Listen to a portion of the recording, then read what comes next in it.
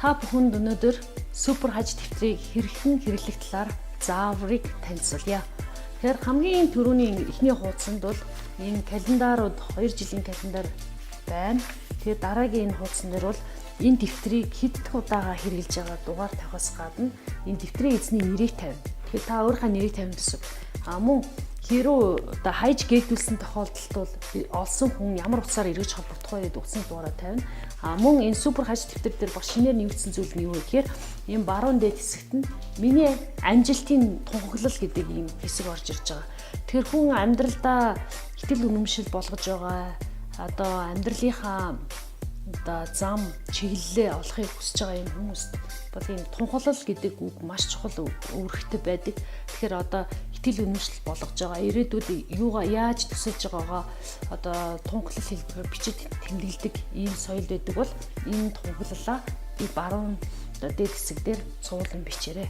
Тэгэхээр энэ маань өдөр тутамдаа ингээ хаж дэвтэр нээх болгонд таны энэ тунхаглал таныг итгэл үнэмшлийг эргэн одоо сануулгахад нь туслах ийм зорилготой бичигдсэн юм. За ингээд Х.А.Ж дэвтрийн Монгол гонгууд энд гарчхууд байгаа. Тэгэхээр энэ Х.А.Ж дэвтрүүд бол ер нь бол ном дэвтрийн хосмол байдаг учраас Х.А.Ж одоо цаг төлөвлөлтийн ардын дүрм тийм ээ энэ цаг төлөвлөлтийн хаж аргачлалыг яаж хийх вэ?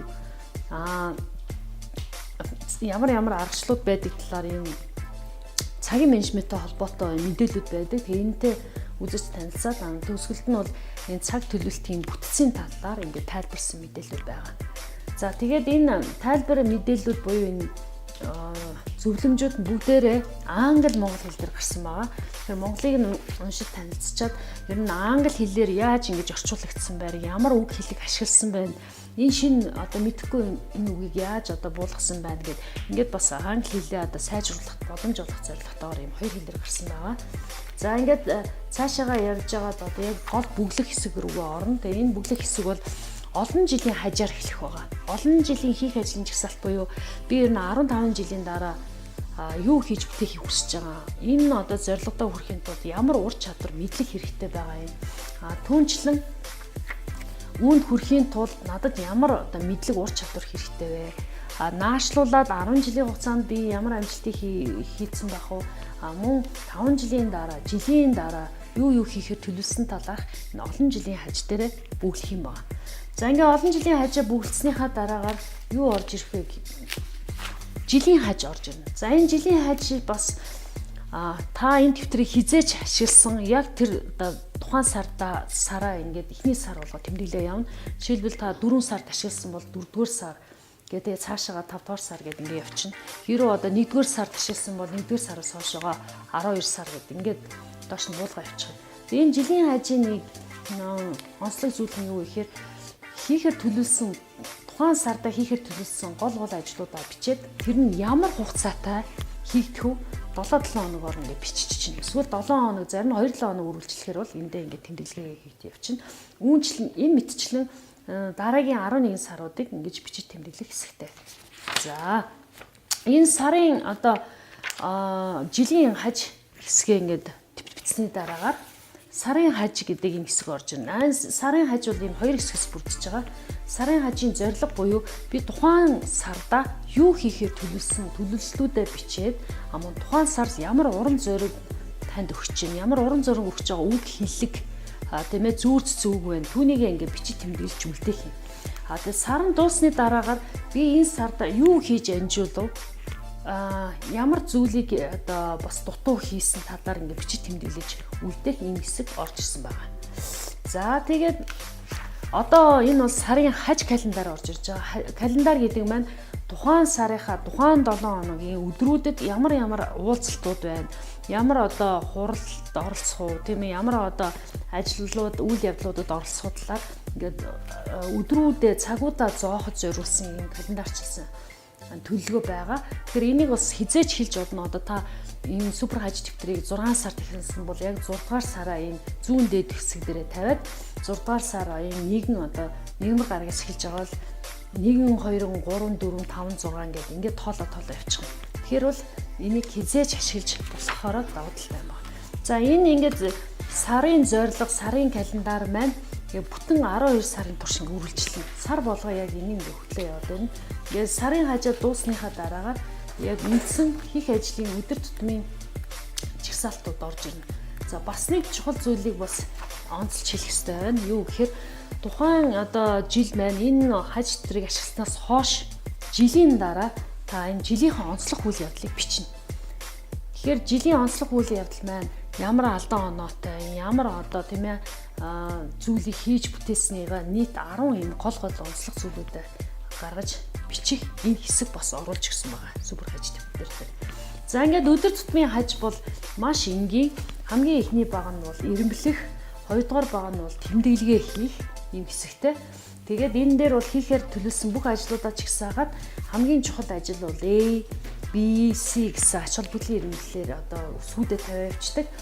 Тэгээд энэ тэмдэглэгээ гэдэг маань тухайн ажлыг хийгээд дууссан бол нэмэх тэмдэг.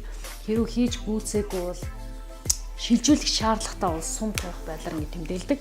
За энэ нарийн хичээлсэн зааварлагаа бол H.A.J дэвтрийг ашиглах заавар буюу одоо классик H.A.J дэвтрийг ашиглах заавар дээр бол зааврын бичлэг дээр бол байгаа.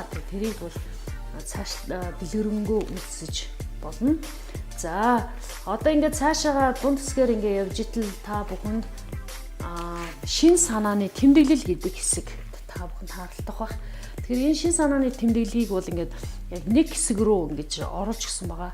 Хөө ингээд ажил амьдралдаа шин санаанууд гарч идэг. Шинэ санаа оноо гарч ирэнгүүт түүнийгээ цаасан дээр буулгахгүй хөө амархан мартчихдаг. Тийм учраас энэ чөлөөтэй уран сэтгэж зурхан зураа тэмдэглэх оюуны зураглыг ашиглахад зориулсан байдлаар ийм чөлөөт ийм хэсгүүдийг оруулсан байгаа. За ингээд цаашаагаа явж итэл цоошин бас нэг ийм хэсэг оруулж ирсэн. Орлого зарлаа өрхийг орлого зарлыг тооцох ийм хэсгийг оруулсан байна. За тэгэхээр зүгээр H.A.J одоо дэвтэр дээр бол энэ бол байдгүй. Харин энэ Супер Х.А.Ж дэвтэр дээр энэ орж ирснээр бүтэн жилийн хугацаанд сар сараар нь өрхийнхөө орлого зарлагыг бичдэг энэ хэсэг оруулж өгснөрөө та санхугаа удирдах бүрэн боломжтой болж байгаа. За энийг бас их наривчлан гаргасан байгаа.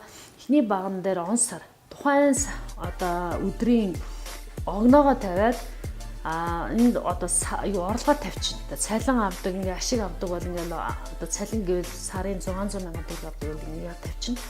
Зарлаа ингээ төрлөөр нь ирэмбэлчихнэ. Жишээлбэл 01 02 03 гэдэг ингээ кодлцсон байгаа. Одоо 01 гэдэг нь хүнсээ одоо энэ дээрээ бичнэ. Гадуур хоолтод зориулсан зардлаа бол 02-ийн баган дээр бичнэ. За тэгээ байр, цахилгаан, унааны зардал, хүүхэдтэй хадгаламжин зориулж одоо тэгээ мөнгө одоо хадгалсан бол ингээд 07 гэсэн кодонд бичих гэсэн. Эдгээр ингээд бүх зардлуудаа орлогуудаа ингээд бичээд яг хөл дөнгөөр нь нийт дүнгээ тавьчаад эзлэх хувиа бичиж байна. Жишээлбэл би хүнсэндээ нийт зардлынхаа 20%-ийг ашиглажээ. Зарцуулжээ. 10%-ийг нь одоо гадуур холход зарцуулсан байна гэдэг. Ингээ эзлэх хувийг гаргаж ирээд аль хувийг нь нэмэх үү, аль хувийг нь багасгах уу гэдэг ийм дүн шинжилгээ хийх шийдвэр гаргахад нь энэ орлого зарлалын тооцоо туслах юм байна. За энэ орлого зарлалын тооцооны энэ хэсэг бол бас 12 сар үргэлжлэнэ. Тэгэхээр та бүхэн жилийн турш өөрийнхөө хувийн санхүүгийн төлөлтийг хийх боломжтой. Төлөвлөлтөөс гадна бас нөгөө төсвийн зарцуулалтаа төлөвлөлтийнхаа дагуу хэр үрсэн байна, хэр санхүүгийн сахилга хоттой болсон байж байгаагаа харах боломжтой. За бас нэг ийм шинэ хэсэг орсон нь хэрэгтэй мэдээллийн хуудас гэж байгаа. Энэ дээр одоо имэйл, нууц үг, дансны дугаар, утас одоо юу байна юм бичиж тэмдэглэхийг хүсэж байгаа тэр зүйлүүдээ ингэж гисэн бичих. Ийм цаг өгсөн байгаа. За ингээ хамгийн төгсгөлд нь за бид нар ингээ суурин соёлоор амьдарч байгаа, маш их завгүй нийгэмд амьдарч байгаа. Энэ үед бол одоо ажил дээр болон гэртээ стресс хийм тохиолдол гардаг. Тэгэхээр яг ингээд стресссэн үед бол ихэвчлэн одоо стрессээ сэтгэл хөдлөлөө тайлах юм шаардлага гардаг. Тийм тулд энэ стресс тайлах юм сүүлийн үеийн юм хандлага буюу мандала зургийг бууддаг. Өөрийнхөө одоо мэдрэмжээр, өөрийнхөө одоо нөгөө зураглалаар ингэж юм будах юм боломжийг олгосон юм хит хэсгүүдтэй байгаа. За манай энэ номны cover зураг байрны бүтнээр орж ирсэн. Тэгэхээр та өөрийнхөө одоо нэг тийм урлагийн мэдрэмж, өнгөний одоо мэдрэмжээр тулгуурлаж эдгээрийг ингээд одоо будаж олно гэсэн үг. За энэ бол ингээд стресс тайлах гэдэг агшин байгаа. За ингээд Супер Х.А.Ж дэвтрийг та бөглөж ашиглах энэ заавартай танилцсан. Төсгөлд нь хэлэхэд та ингээд Супер Х.А.Ж дэвтрийг ингээд хэрэглээд ирэхээр таны амьдралын нэг хэсэг болдог.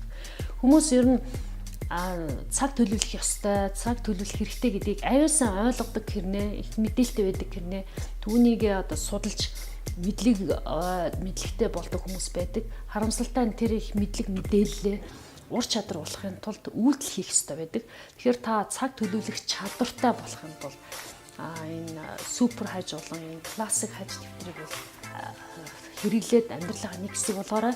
Харин танд ингээд зуршил тогтоохын тулд өдөр тутамдаа Х.А.Ж дэвтрийг хөтлөөд ирэхээр цагаа зөв зарцуулдаг тийм мундаг дадалтай болох юм аа. За ингээд та бүхэнд амжилт хүсье. Цаг хугацаагаа үр дүнтэй өнгөрөөж амьдралаас сэтгэл ханамж аваарай. Баярлалаа.